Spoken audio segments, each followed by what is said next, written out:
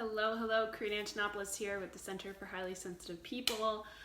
I've been wanting to go live for a while, and now I'm at my mother-in-law's house, so I just decided I'm going to go live here because this needs to get said today. What I'm going to share with you needs to be said. I am in the process of sharing with the world my new program called Lost in You. I am really excited about it, and it's all about relationships. So I've been working with people one-on-one from all over the world on specific things with relationships in regards to highly sensitive empaths, being in love addiction, experiencing love addiction silently, and also experiencing codependent patterns. And I realized that I've been working with enough people for me to finally kind of declare it that I want to create a program on it because I just have so much to teach on it. So the Lost in You program is the thing that I've created to let you guys know that this is something I can help you with if this is a challenge for you. So basically, the Lost in You program includes 6 private sessions, email support, and access to all of my content, my programs, depending on what it is that you need. So Confrontation for Empaths, you'll have access to that. My mini course, How to Figure Out What You Want When Nothing Seems Clear, you'll have access to that. A new mini course I will be launching soon called Filter the Noise, which is all about not being able to filter out other people's energies.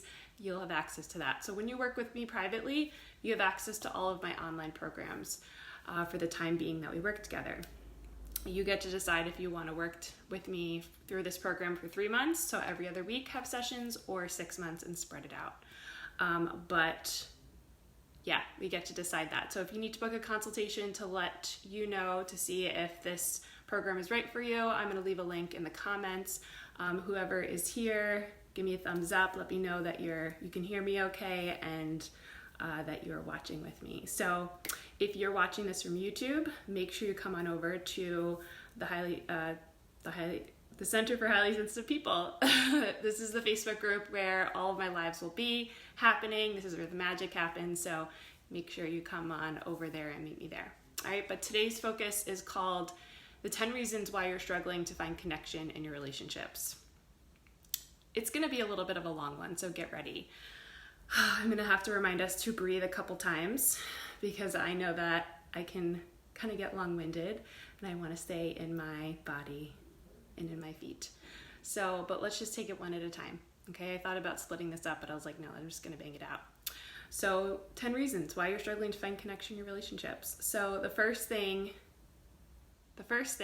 which is why I had recently launched my mini course, How to Figure Out What You Want When Nothing Seems Clear, is that you don't know what you want.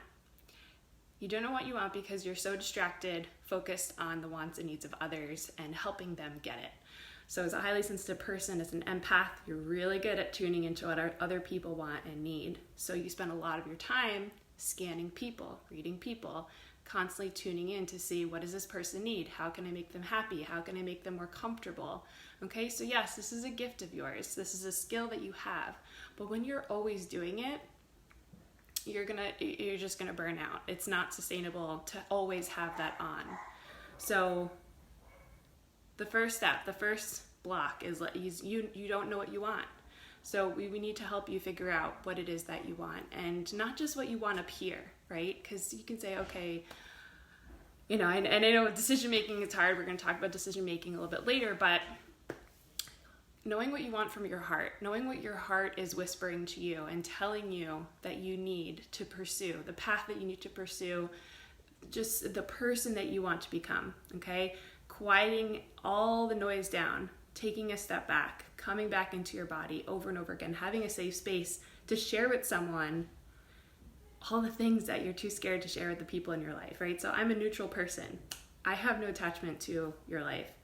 I'm going to give you, I'm going to just be me. I'm going to hold the space for you because sometimes we need someone else to give us permission to say what we want. I believe that you know what you want. You're just not really letting yourself accept it, own it, feel it. Okay, so that's number one. Is one of the reasons why you don't feel connected, you can't find connection in your relationships, is because you're always trying to help others, please others, and connection is a two-way street. it's like you have one side, you have a key and you have a lock, right? And you need both sides in order for that magic to happen, to open up. So either if you're going to be the key or you're going to be the lock, you got to be one. But that's all about you bringing to the table what it is that you know that you need and what you want in the relationship.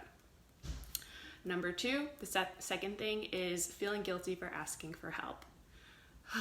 I know so many reasons why to not ask someone for help, right? You don't want to be a burden to them.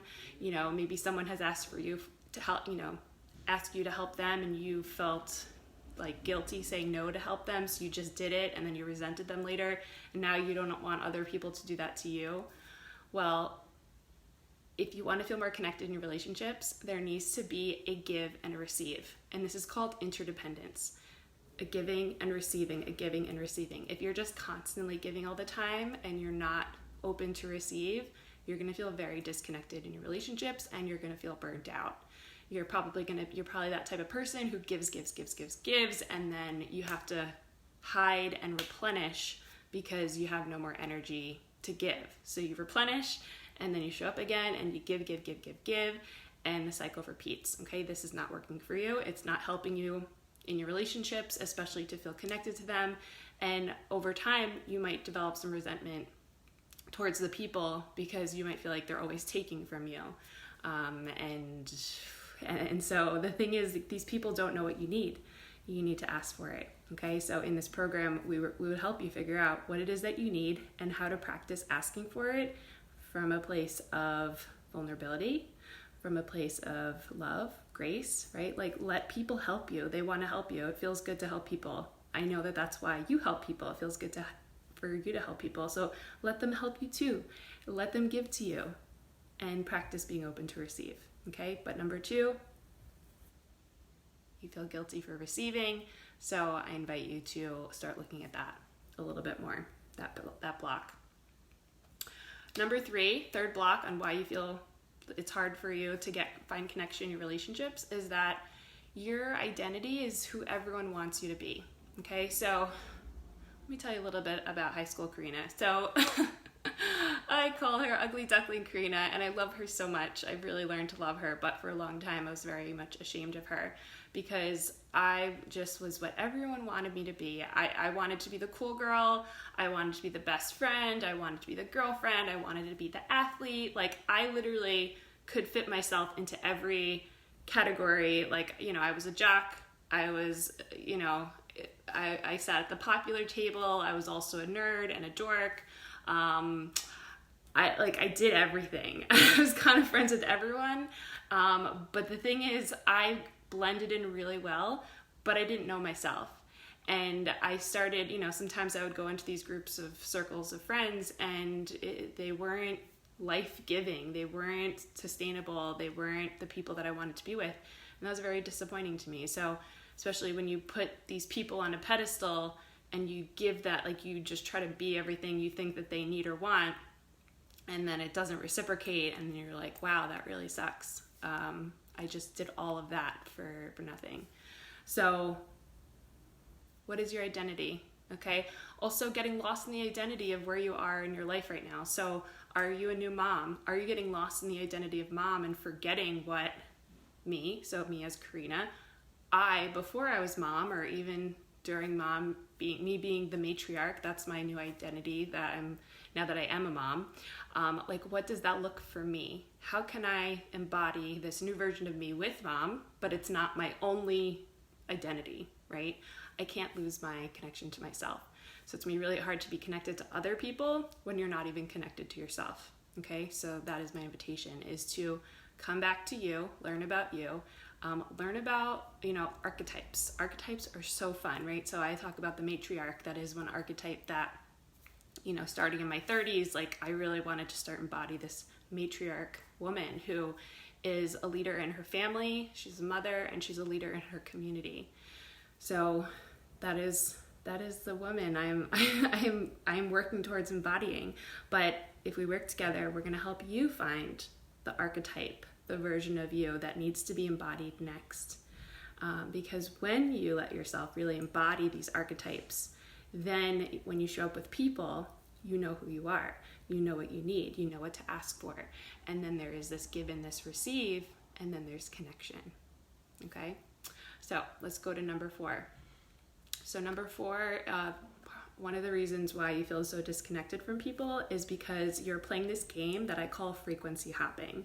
So frequency hopping is just a metaphor, okay? I don't think you're not actually frequency hopping, but it's a metaphor for tuning into other people, and it's like you're constantly tuning the radio station into other people's radio stations. But the thing is, what is your radio station? What is your home base frequency? What is the frequency that is you?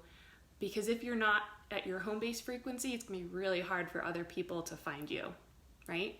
So if they're coming to connect with you, but you're not there because you're just like tuning the dial, scanning through all the different frequencies, radio stations, they're not going to know where to find you, okay? So if you're an empath especially, this is what you do. You ride the empathy elevator, as I call it, right? You're constantly feeling what other people feel, and then you're feeling that with them, right? But what do you feel separate from them? What do you feel regardless of them? This is you knowing what your home base frequency. This is you coming back to yourself. And so that when you are in your body, when you are on your home base frequency, people can meet you there, and then you can have a connection.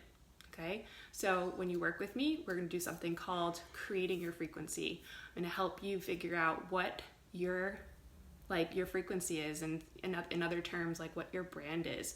What are the things that move you, inspire you? What are the words that make up your energy?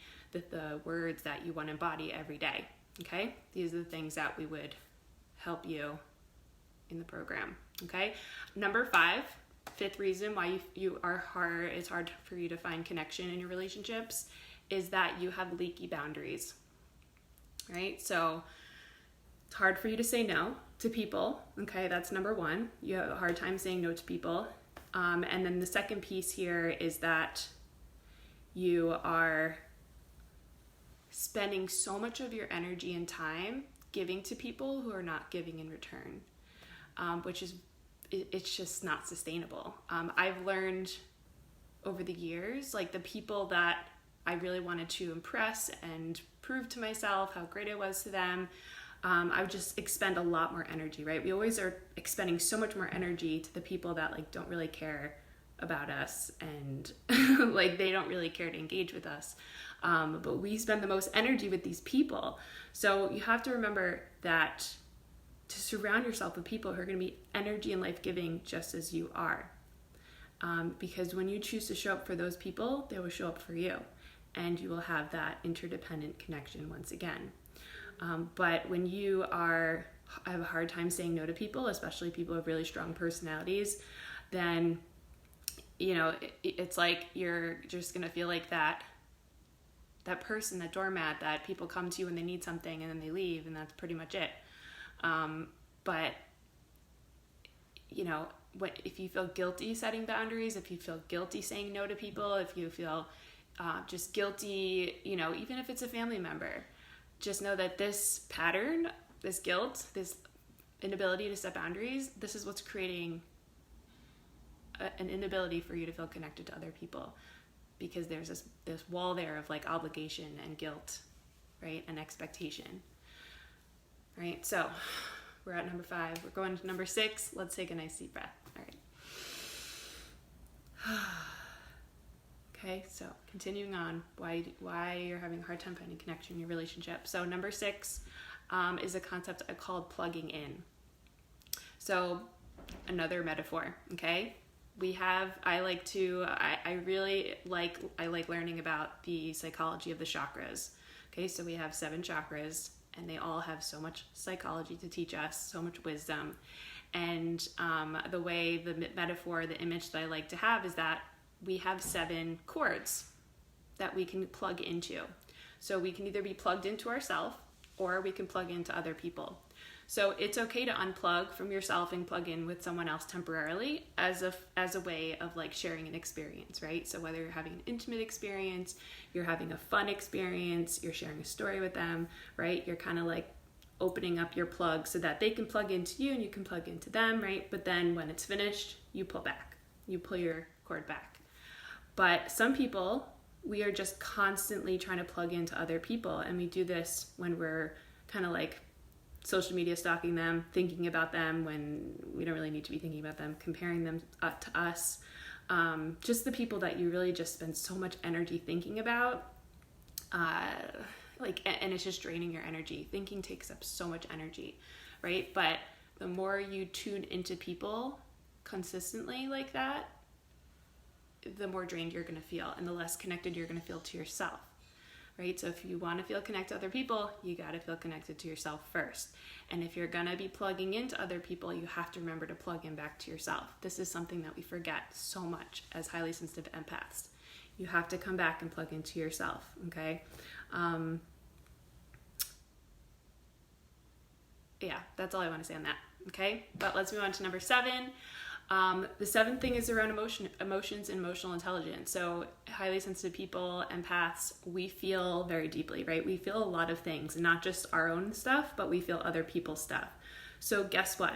You need to get really good at emotions, okay? I don't care if you have a psychology background. I don't care if you've had education in this. I don't care if you own a pizza shop, or you mow lawns for a living, or you're a brand, marketer, whatever it is.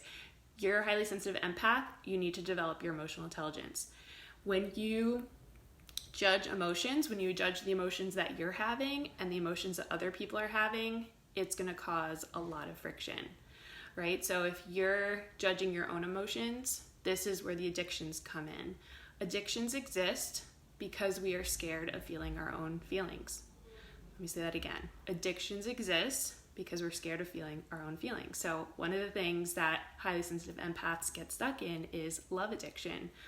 I know for me, realizing that I had this pattern, I kind of justified it because I was like, well, it's not anything bad that I'm addicted to. It's not like I'm using drugs or, and I did have a bit of emotional eating stuff. So that was also something I was battling.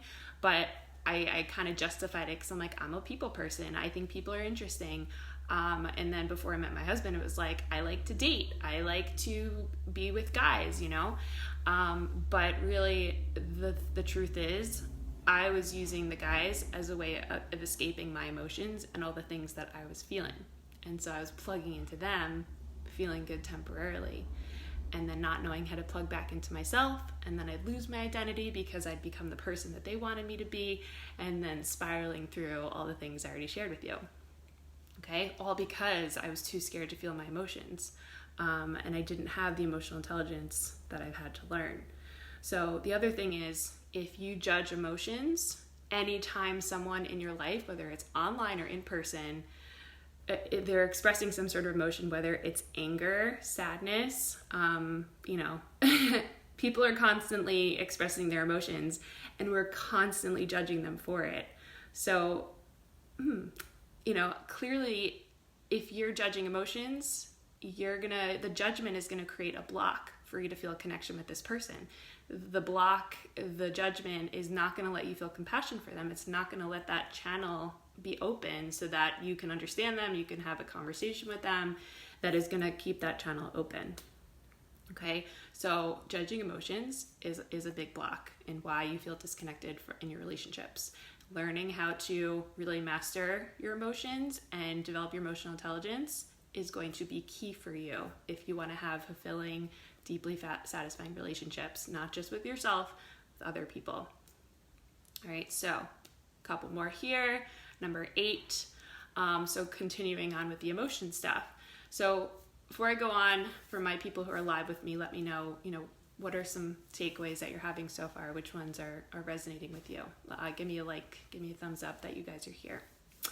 But number 8 is feeling triggered and avoiding confrontation. Okay, so again, something's triggered, whether it's someone else expressing their emotion, you have an emotion coming up in you, and a trigger happens. And then you judge the trigger as bad, and you blame them for making you feel a certain way, right? And instead of letting this be an invitation for a vulnerable conversation, aka a confrontation, that is my definition of what a confrontation is.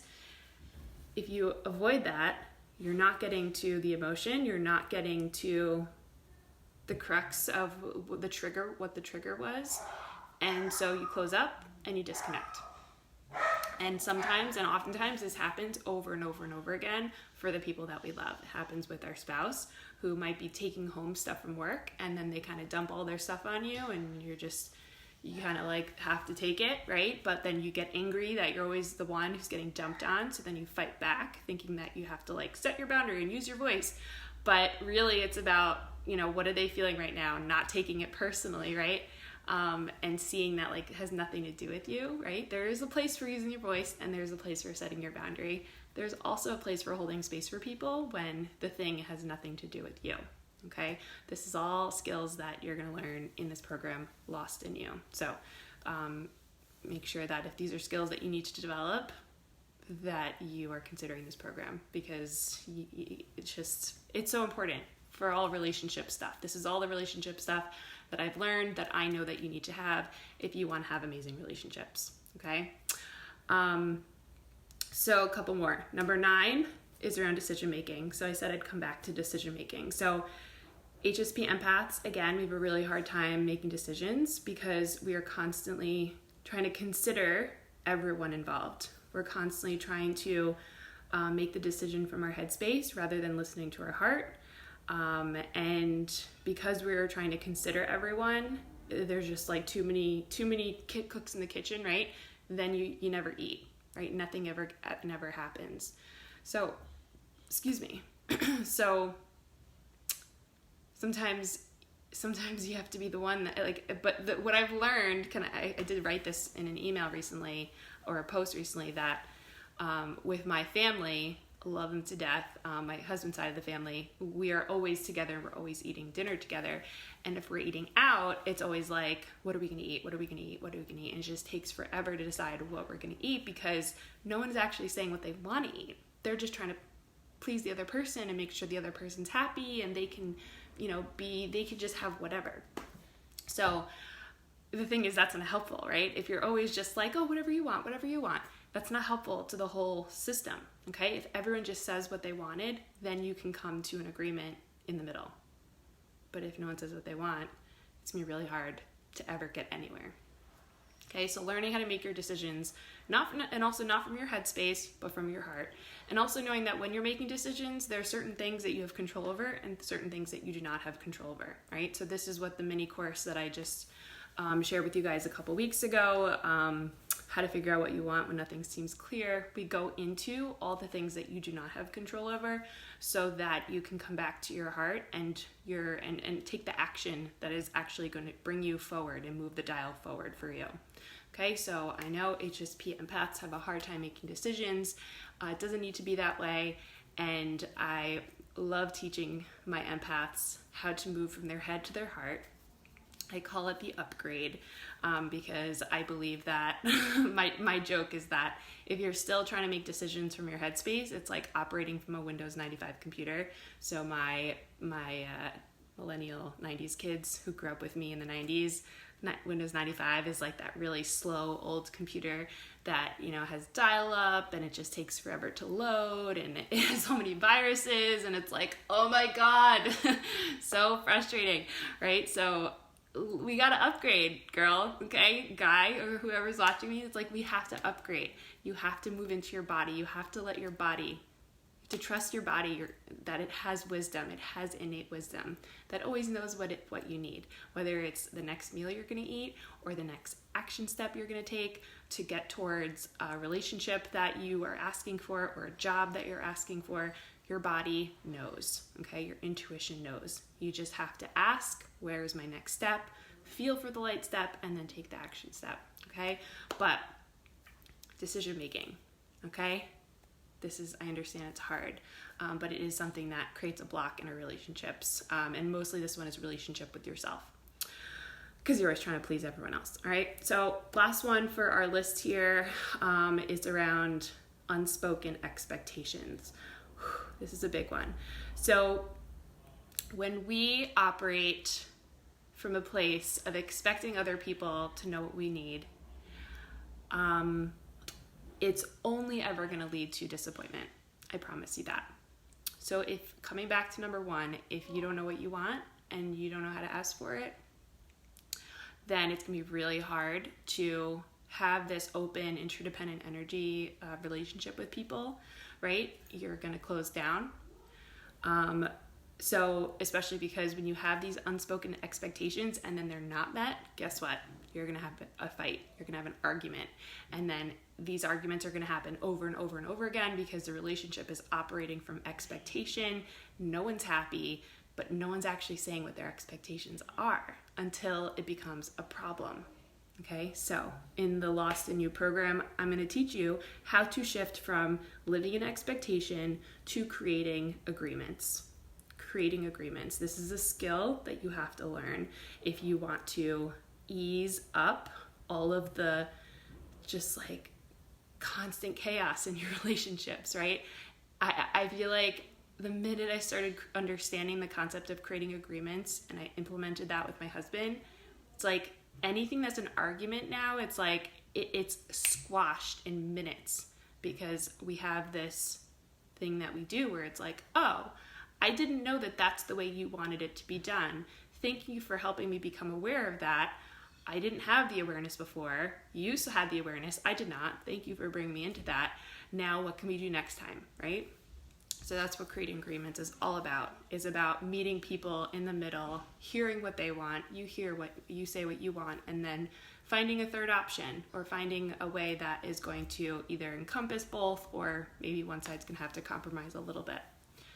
All right, but those are my 10 things on why you are feeling like it's really hard to find connection in your relationships. But I did want to share with you guys, I have this Lost in You program. Like I said, 6 sessions. I am offering it for a 3-month program, but like I said, you can stretch it out to 6 months. But what are some possibilities on what could actually help you on the other side? I feel like I did share a lot with you here on like potential things on how things could be different, but I do want to share with you that by implementing these practices, if you are in a relationship and you're on the verge of splitting up, but you truly still love this person, I shared in one of my other videos that I just did on how I broke my love addiction pattern, is that if you let yourself be vulnerable and have those hard conversations, then you have the opportunity to rekindle the relationship, to rekindle the spark, to fall in love with your person again. So that is what I want for you, that if you are still loving their person and they still love you, you just are so confused about how to make this relationship work because you're always arguing and there's just so much disconnection. This is the program that's going to help you get there, right? And you don't need 2 people to be in the program. You just need one aware person who's going to bring it forward. Okay, another thing that could potentially shift in 3 or 6 months, depending on what you decide, is better relationships with your family. So whether it's knowing who to engage with in your family, how much to engage with them, when to say no to them, when to say yes to them, right? Having that gauge, that internal gauge, and not operating out of guilt, but operating from a place of love. Okay, so understanding how to set better boundaries with your family members so that you don't feel like they're taking advantage of you. Not just your family members, but I would say also your coworkers. If you want to feel more respected at work, just know that all of this is going to be really important for there too. All right, and then a final thing around, the crux of the program. So Lost in You. To me, it's like you get lost in other relationships. So obviously, the end result is that you're going to find yourself again. You're going to find who you are. You're going to reconnect with the core of who you are. And you're going to operate from that person, that space. You're going to broadcast your own frequency, okay? We're going to create your frequency, and then you're going to live that frequency, and it's going to be amazing, okay? And it's like, once you understand how all of this works, you can use these tools over and over and over again, okay? This is not something where I am expecting, I want you to be dependent on me. No, I want to give you the tools and I want to work with you for a period of time, and then I want to send you away and I want you to go live your life, okay? But I know how these tools have transformed my life, and now I want to share them with you. Okay, so again, if you have not enrolled in this program yet, I highly recommend you take a look, get signed up. If you have any questions, please let me know. I have 3 spots more. I mean, I know as I'm saying this, I have 3 spots more left, but for anyone who's watching this in the future, please reach out to me. Let me know if I'm still running this program. But yeah, anything else I want to say about that? I don't know. I'm just excited to share this with you. And if this is speaking to you in any way and you need to be a part of this and maybe you need some help figuring out how to make this program work for you, whether it's financially, with your time, whatever it is, whatever your block is on you're like, oh, I can't do this. Let's schedule a consultation. Let's have a conversation. I'm flexible in meeting you and co-creating the program experience that's going to work for you, okay? Especially if this is something that you know that you need for yourself, okay? So I'm going to leave a link in the comments, in the description of this video for a consultation button. I'll also leave the enrollment button if you just know that this is something that you need to do. And then once you enroll, I will send you an email with next steps on how we're going to get started. All right. Thank you all so much for being here with me today. So appreciate you. Again, if you're watching this from YouTube, come over to the Facebook group, the Center for Highly Sensitive People. And I hope you guys have a great weekend. I will be back on Monday with more. All right. Take care. Bye-bye.